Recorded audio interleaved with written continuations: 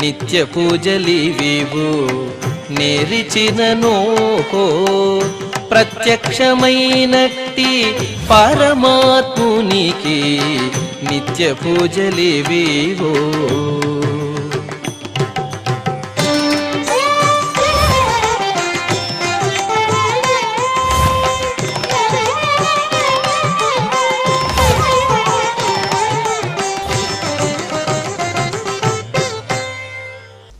ఓం నమో వెంకటేశాయ.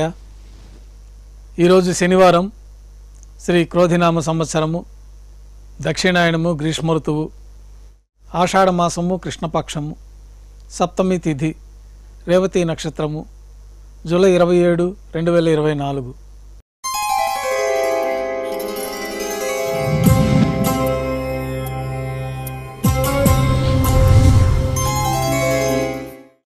మాధ్యాహ్నిక ఆరాధనలో భాగంగా బంగారు పంచపాత్రలో శుద్ధ తోయాన్ని నింపుకొని స్వామివార్లకు ఉపచారాలు సమర్పించి తులసి దళములతో అష్టోత్తర శతనామార్చన నిర్వహించి అన్నప్రసాదాలు, పన్యారాలు ఘంటానాదం మధ్య నైవేద్యంగా సమర్పిస్తారు.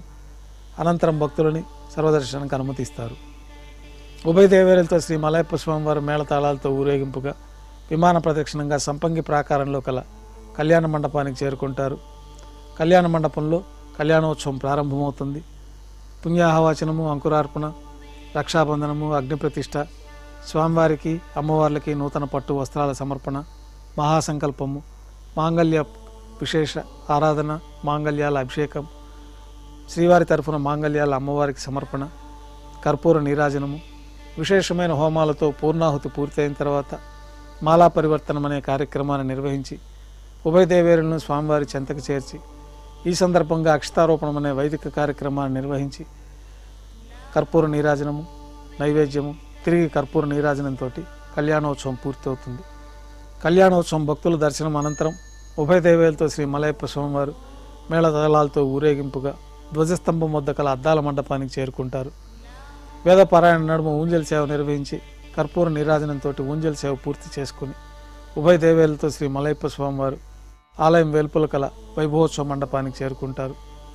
ఆర్జిత బ్రహ్మోత్సవంలో భాగంగా స్వర్ణ గరుడ వాహనం పైన శ్రీ మలయప్ప స్వామివారు వేంచేస్తారు. కర్పూర నీరాజనంతో స్వర్ణ గరుడ వాహన సేవ పూర్తి అవుతుంది. హనుమంత వాహనం పైన శ్రీ మలయప్ప స్వామివారు వేంచేస్తారు. కర్పూర నీరాజనంతో హనుమంత వాహన సేవ పూర్తి అవుతుంది. పెద్ద శేష వాహనం పైన శ్రీ మలయప్ప స్వామివారు వేంచేస్తారు. కర్పూర నీరాజనంతో పెద్ద శేష వాహన సేవ పూర్తి అవుతుంది.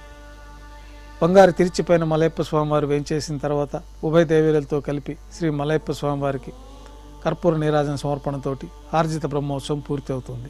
సాయం సంధ్య వేళలో 1000 దీపాలతో అలంకరించబడి ఉన్న సహస్ర దీపాలంకరణ సేవ మండపానికి ఉభయ దేవేరులతో శ్రీ మలయప్ప స్వామివారు చేరుకుంటారు. వేదం, గానం, నాదం నడుమ సహస్ర దీపాలంకరణ సేవ జరిపి నక్షత్ర నీరాజనము, కర్పూర నీరాజనం సమర్పించి సాయం సంధ్య వేళలో 4 తిరువీధుల ఉత్సవం జరుపుకొని తిరిగి ఆలయంలో వేంచేస్తారు. ఆలయంలో నైవేద్యం ఆస్థానం పూర్తయిన తర్వాత గర్భాలయంలో వేంచేస్తారు. వెంటనే రాత్రి తోమాల సేవ ప్రారంభమవుతుంది.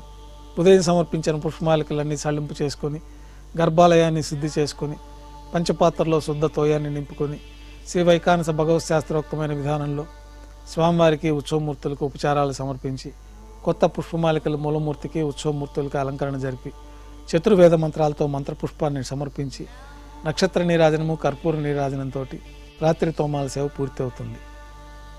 తులసీదళములతో అష్టోత్తర శతనామార్చన నిర్వహించిన తర్వాత రాత్రి నైవేద్యంలో భాగంగా అన్నప్రసాదాలు, పన్యారాలు ఘంటానాదం మధ్య నైవేద్యంగా సమర్పించి తిరువీస నైవేద్యం పూర్తయిన తర్వాత భక్తులని సర్వదర్శనానికి అనుమతిస్తారు.